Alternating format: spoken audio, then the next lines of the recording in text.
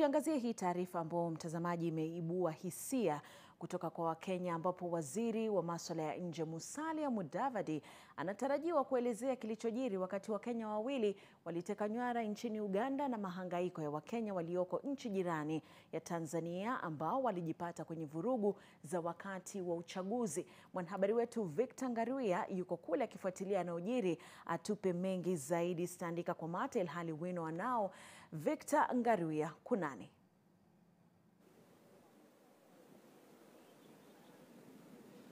Naam, asante Frida. Niko hapa katika makao ya Wizara ya Mambo ya Nje ambapo Waziri Mkuu Mudavadi anatarajiwa kuwasili hapa kwa muda mfupi ujao. Pia makatibu wakuu katika wizara hii ambao ni Korir Sung'oei na Roslyn Njogu wanatarajiwa kujifikisha hapa.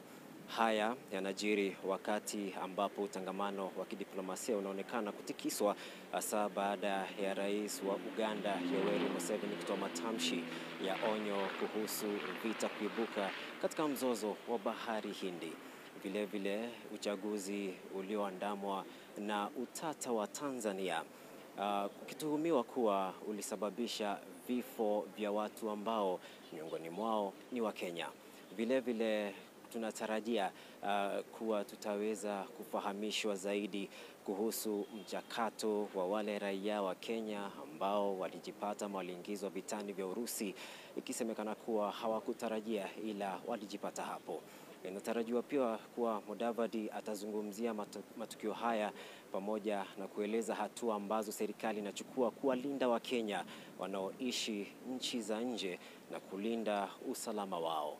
Frida. Asante sana Ngaruya. Bila shaka mtazamaji itasalia papa hapa kusubiri kitakachojiri.